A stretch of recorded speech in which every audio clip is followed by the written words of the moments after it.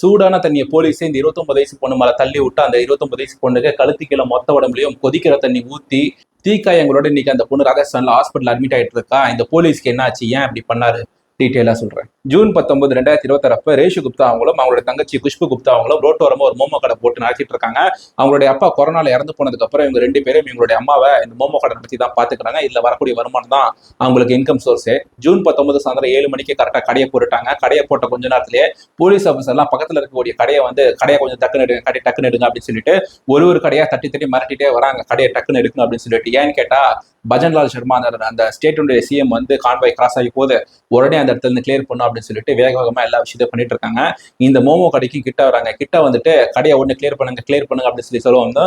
Sir கடையை அப்படியே தள்ளிட்டு போக முடியாது, இந்த மோமோலாம் ஒரு 2-3 நிமிஷம் டைம் கொடுங்க, எடுத்து வச்சுட்டு நாங்க கடையை தள்ளி போறோம் அப்படின்னு சொல்லிட்டு இருக்காங்க போலீஸ் கிட்ட. உடனே போலீஸ் என்ன பண்றாங்க, கடையை அப்படிலாம் டைம் கொடுக்க முடியாது, உடனே எடுங்க அப்படின்னு சொல்லிட்டு கடையை தள்ளுறாங்க.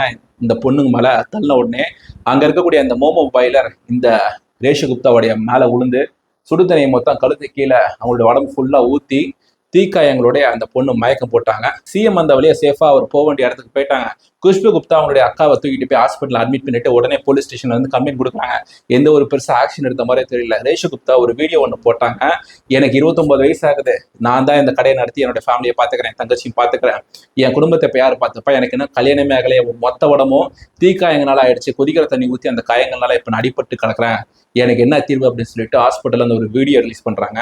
போலீஸ் ஸ்டேஷன்ல கொடுத்த அந்த கம்ப்ளைண்ட்ல எந்த ஒரு பெரிய ஆக்ஷனும் இல்லாததை பார்த்த Rajasthan State Human Rights Commission என்ன பண்றாங்க, ஒரு கமிட்டி ஒன்று போட்டு இந்த செயலுக்கு யாரெல்லாம் காரணம் அப்படின்றத கண்டுபிடிச்சு ஜூலை 14 ஒரு ரிப்போர்ட் கொடுங்க அப்படின்னு சொல்லிட்டு கொடுத்துருக்காங்க. இந்த சிஎம் கான்வாயை பத்தி நீங்க என்ன நினைக்கிறீங்க, இந்த கதையை பத்தி நீங்க என்ன நினைக்கிறீங்க அப்படின்றத கீழே கமெண்ட்ஸ்ல சொல்லுங்க.